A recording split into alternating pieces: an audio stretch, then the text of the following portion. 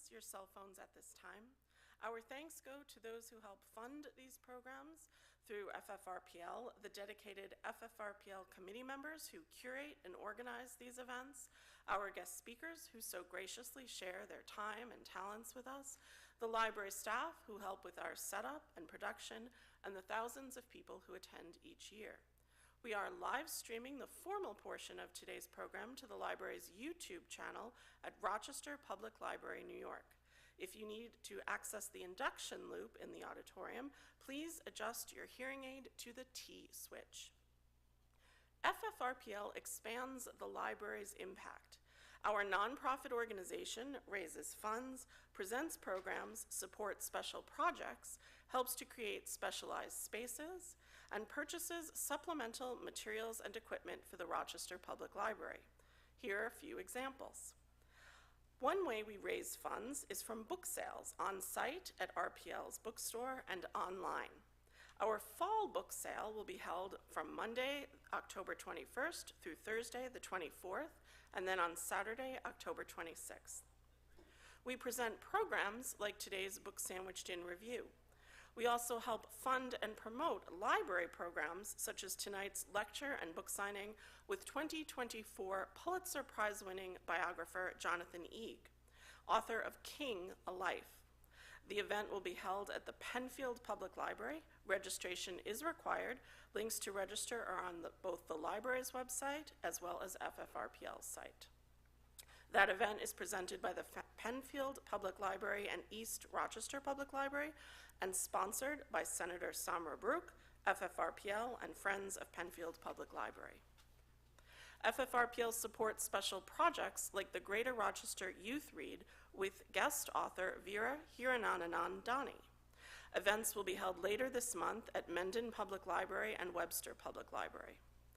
FFRPL also helps to create specialized spaces. Recently, we helped support the Maplewood branch's temporary move to the former Holy Rosary Church and Mary's Place on Lexington Avenue. And finally, FFRPL purchases supplemental materials and equipment for the library. For the last 6 years, FFRPL has purchased New York State Empire passes for every MCLS library, central, branches, and towns. Empire passes provide free access at New York State parks and the State Department of Environmental Conservation, including forests, beaches, and trails. And the passes are available for checkout with your library card. Today, Tanya Noel will review Soil, the Story of a Black Mother's Garden by Camille Dungy. Soil recounts the author's 7-year struggle to diversify her garden in Colorado against the strict policies of her predominantly white neighborhood. She uses her garden as a metaphor to illustrate other issues of diversity. Tanya Noel is a self-described planeteer, Black joy and revolutionary love enthusiast. She is co-founder of Flower City Noir Collective, FCNC 585, an alum of the Soul Fire Farm Train the Trainer BIPOC Farmer Immersion Program. She was also named 2018 City Paper Wavemaker for her urban farm and community work. Please join me in welcoming Tanya to our podium.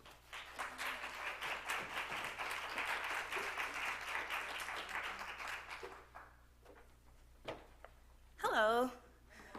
So glad all you guys could join us on this, Tuesday, a very Rochester Tuesday. Very grateful to be in this space. And I work right around the corner, so really trying to see how this, 50-minute lunch break, 40-minute lunch break thing works out. I'm really thrilled to be here. I didn't expect for this book to be such a great read and to be what I really needed to read right now, but it was, and I'm incredibly grateful for that. One of the things the author made certain to do was to name the plants. The whole time you're going through it, she's naming the real names of each and every plant, and I think she was super intentional in that, and I love that, and I want to start with that. the garden that I grow from is the garden of my ancestors, the garden of the black women who came before me, who gave me this love for the soil, for the earth, this understanding of what the work is here and how to go about it. So that's where I want to start out, with just adding those names to this space, calling on the people that helped me get into the space. So I'll start with my mother, of course. It was just her birthday, so shout out to her. Tanya Stevens, Amy Ashford, Geraldine James, Mary Stevens. I have this list on my phone, but then my phone keeps going black. Like, you know these people already. So we'll leave with that. And Leanna Morris. And so I'm just grateful for those folks and for them fertilizing the soil for me to be able to grow today and be in this space. So incredibly grateful for that. I could have skipped on the wool sweater because it's way warmer in here than it is outside. And so in reading this book, it took me to 2020. She spends a lot of time in 2020. And me personally, I'm still healing from 2020 myself. And so going through that, it really it allowed me to sit with what my thoughts and feelings were from 2020 in that process, and really how I've been able to heal specifically through my garden. And I love that. And one of the words that sit with me the most is just kind of being in her mother's garden, or being the mother creating the garden. And what that took me to was Alice Walker's book, In Search of My Mother's Garden. And that was one of the first books that I read when I first started my garden process and finding myself and finding my mom and the work I've been doing around gardening. And so there's a quote from, or a small, there's a small poem from that book that I want to start with sharing, if that's okay with you guys. All right, and this is it. And this is from In Search of Our Mother's Gardens by Alice Walker, which I felt like was directly connected to this. And as soon as I read it, just inspired me to go back to that work immediately. They were women then, my mama's generation, husky of voice, stout of step, with fists as well as hands. How they battered down doors, in iron starched white shirts, how they led armies, head rag generals, across minefields, booby-trapped kitchens to discover books, desks, a place for us. How they knew what we must know without knowing a page of it themselves. Guided by heritage of a love beautiful and a respect for strength. In search of our mother's gardens, I found my own. And perhaps in Africa over 200 years ago, there was such a mother. Perhaps she painted vivid, endearing decorations in oranges and yellows and greens on the walls of her hut. Perhaps she sang in a voice like Roberta Flack's, sweetly, over the compound of her villages. Perhaps wove the most stunning mats or told the most ingenuous stories of all the village storytellers. Perhaps she was herself a poet, though only her daughter's name is signed to the poems that we know. Perhaps Phyllis Wheatley's mother was also an artist. Perhaps, in more than Phyllis Wheatley's biological life, in her mother's signature made clear.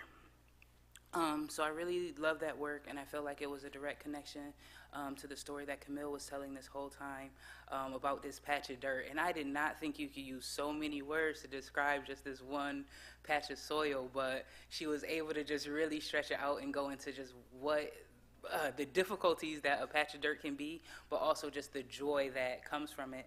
On Sunday, I was able to cut some flowers from my personal garden at home, and they brought me such joy. Like, it was my Sunday cleaning routine, and I was done earlier than I expected, and I'm like, okay, well, what's next? So I looked outside at my garden like, what I'm not doing is going outside the garden. But what I can do is bring some of that joy inside. So I was able to cut this beautiful vase. It's my centerpiece right now. And I'm just thinking of the joy that brings me. And though my garden is in disrepair right now, I know that the season is ending. And in the season ending, I know that I'll be able to start fresh next year. And I know that everything that is there and holding out still will just be fertilizer for next year. So one of the points she made in the book was talking about the method that she was using, and she talked about the lasagna method, and that's one of the methods that I use. So I'm an organic regenerative gardener. I've been growing on urban spaces in the city since 2015. We're coming up on 10 years next year, so it's a thing. And so it was great to see those methods being used and talked about in the book as a norm. Like, this is where she's starting out at. That was also, where my work started. And so when she talked about how her neighbors looked at her and how her neighbors, like, perceived the mess and didn't see necessarily the beauty in what she was creating, it resonated. It hit me. I love a messy garden, and I don't mean to be that person. I just am. I start with the sunflowers, and that's really all my focus. I just want the sunflowers to take up all the space, and everything else is just to go around it, But I think of that in the way I think of, like, building regenerative systems and building different systems. Like, you have something that's like your main focus, and you want to build everything else around that. So, like, in this last 10 years of doing this garden work, and how that relates to organizing work, social justice work, and all of those things, it's just truly intersectional. And it's never just like one point. So it's never just the sunflowers, because the sunflowers are going to attract the birds. They're going to attract those other pollinators, and they're going to come into the space and realize this is exactly this space they need to be. And what a beautiful process that is. And just all of the intersections that happen inside of a garden, inside of a messy garden specifically. So I spent this last weekend really just sitting in my messy garden, reading back over the book. Not actually reading back over it, but listening to it. I have it on audio, which was kind of a difficulty because then I bookmark certain parts on my audio book, but then it doesn't line up with the book. So it's like, okay, well, we'll just find that part in here. But being able to listen to this while I was sitting in my garden, literally tending to my sunflowers, pulling weeds, and I'm real hit or miss with the weeds. Like, if they're already there and they're not choking anything out, she spent a lot of time talking about, like, chokeweed and bindweed. And so it just made me think of how much time I've spent in the soil on my knees trying to pull, like, one bindweed, and you think you have it, but it's actually wrapped around the entire garden, and how much work, that really is. But the work needs to be done, or it'll choke out everything you're trying to build and grow and create. And I think about that and doing, like, again, social justice work. Things seem so small, especially on a local level and things like that, but it's so important to just continue to do the work, even if you find it tiresome. So then that takes me back to 2020. I've been taking an active leave from things just because 2020 was a lot. For the world as a whole, because it was a pandemic, so many people died, all those things, and we are all living through that together. But also as a person that actively organizes, so a person who's actively outside with their children. So also a part of my weekend, me and my sons talked through being, like, at protests, and so they were outside in 2020 as well, and they call it. It's some video game reference. It doesn't matter because you guys don't play video games, so it doesn't matter. But that's what they refer to it as. Like, yeah, that was one of those points. Like, I can't believe we were there for that. And it's just like, this is life now. This is where we are. But as a mother and as a gardener, it's like taking the time to nurture that seed, to see that they are putting. They saw that as an important point, so they're holding on to it. So as their mom, I have to continue to feed that and nurture that, and talk them through that, because then they're going to take those conversations to school and things like that. So my son got detention, or he got a warning for detention. And he's like, I didn't know what the first strike was, so how am I even getting detention? What is this? And so then he goes into, I feel like this is all the prison industrial complex. Like, okay, I hear what you're saying, but also you're in 7th grade. So let's just, bring it down some. But when you're actively having those conversations at home, that's just where they're able to, like, connect that to. So I say all that because that's what I felt like the author was also having those conversations with her daughter. Like, it starts off as a super basic conversation, but because this is the fertile soil that you are planting your children and your seeds in, those are the sort of conversations that come up. Those are the sort of things that you have to work through.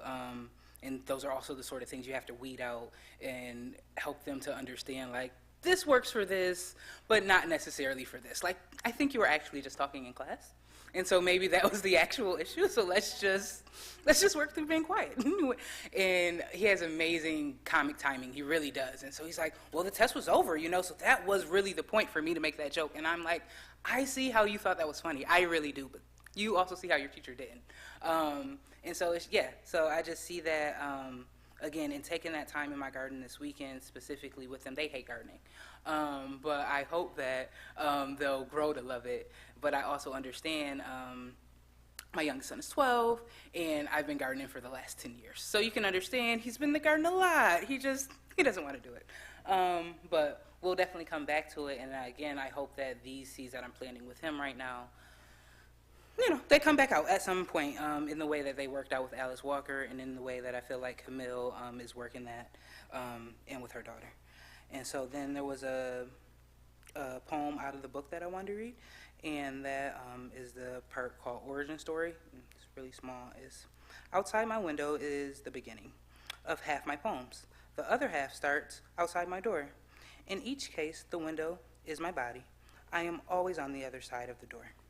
All summer, every place around me caught fire. The flames, orange haze, spilled into my blood.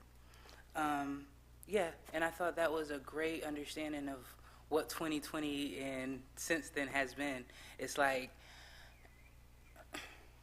I'm the you want to be a conduit for what's happening, but you also have to care for yourself and see yourself as your garden, and take the time to weed and nurture yourself and make sure you're properly fertilized and all of those things. Another amazing point she spoke to, and I think a good amount of the book was about, was just being unseen. Even though she's this amazing Black poet and things like that, she just has to continue to fight these different systems of inequality and things like that. And as a Black environmentalist, let me tell you guys, that's just the reality.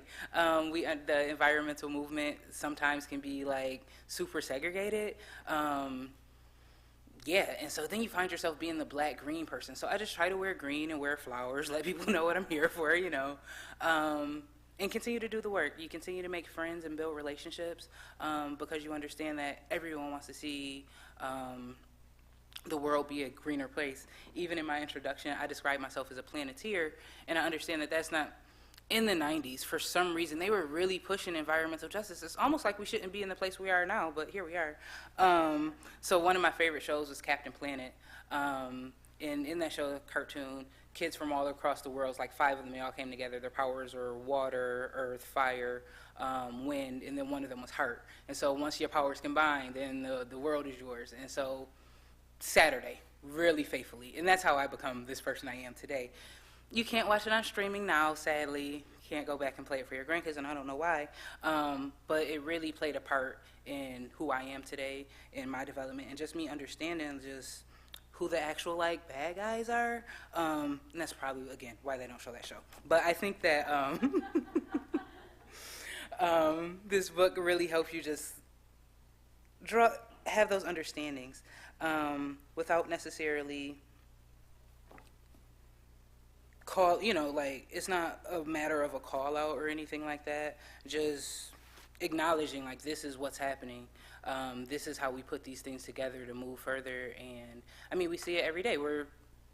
It's a giant hurricane happening in some places, and that's because the water is warmer. And it's a lot to watch. I'm not sure if you guys are on TikTok. I'm assuming you're not. But in my TikTok feed right now, it's just a lot about this current storm and about the warming of the water and things like that. And it's incredibly concerning. Though I don't live down there, but I'm concerned because the water is only getting warmer. So it's if this are these year's temps and this is what we're looking at, what does the water look like in 10 years? What is Florida in 10 years? What are these places in 10 years? And so that's why I love Rochester so much, let me tell you. I'm a Flower City enthusiast, and that's because we have a good deal of fresh water right here. I want to give you the exact numbers, but they're missing me. But a lot of the fresh water exists right here in these Great Lakes that we're at. And this land specifically is incredibly fertile. And that's why we have these amazing farms and things like that. And even later today, I'm going out to a farm. That's what I do. It's my actual job, I work on a farm. And so being able to create these spaces and really tend to the plants, and be in community with actual farmers and other people who are stewarding the land, to make sure that it's usable for folks as they're coming here. Rochester is a sanctuary city, so we continue to get more climate refugees, and we'll continue to see more climate refugees in the future. So we just want to make sure we create and maintain a hospitable space. So when I think of Rochester as my garden, that's one of the things I think of, is like, how am I making this space that I know more people are coming to in the future, because it is this fertile space, this amazing fertile soil. How do I continue to make this a space where people want to be and grow? And so the last thing, I'll say that this book was incredibly, like, it made me feel super, like, vulnerable and seen. So they talk about a garden being bulldozed. So that literally happened to us this year. 2 of our gardens were bulldozed by the city. Then we got this whole fight with the city. We're still kind of working out. They're apologizing, but they're not, whatever that is. And so it was, again, between the 2020 parts and the, like, talking through, like, community gardens being lost and things like that, that was incredibly difficult to get through, but still very much empowering, in understanding that I'm not the only one fighting these fights. Like, these are fights that are happening all across the country, that gardeners are seeing every day. But what's empowering in it is understanding that other folks are still doing it, and being that super resiliency, tried to bury us, didn't know we were seeds, and here we are, just blooming everywhere. Yeah, so I thought it was a great read overall. I really enjoyed the parts that connected directly to my work and the work that I do, and just the work of so many other Black women. Right now, I'm part of BUGS, which is Black Urban Growers, and that's a national conference, so I'm going to that conference in Texas in November. And in being in those spaces, I'm really able to, like, network and connect with so many other growers that are doing the same things and dealing with the same things. So it's just like, she was really to raise not only my voice, but the voice of so many other people that are doing similar work. And I thought those points were great. And so I have one other poem I want to share that I thought really connected to this work. And it's called Revolution is Love by Assata Shakur.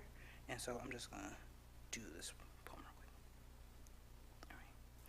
This is the 21st century, and we need to redefine revolution. The planet needs a people's revolution, a humanist revolution. Revolution is not about bloodshed or about going to the mountains and fighting. We will fight if we're forced, but the fundamental goal of revolution must be peace. We need a revolution of the mind. We need a revolution of the heart. We need a revolution of the spirit. The power of the people is stronger than the weapons. The power of the people is stronger than any weapon. A people's revolution can't be stopped. We need to be weapons of mass construction, weapons of mass love. It's not enough just to change the system. We need to change ourselves. We have got to make this world user-friendly.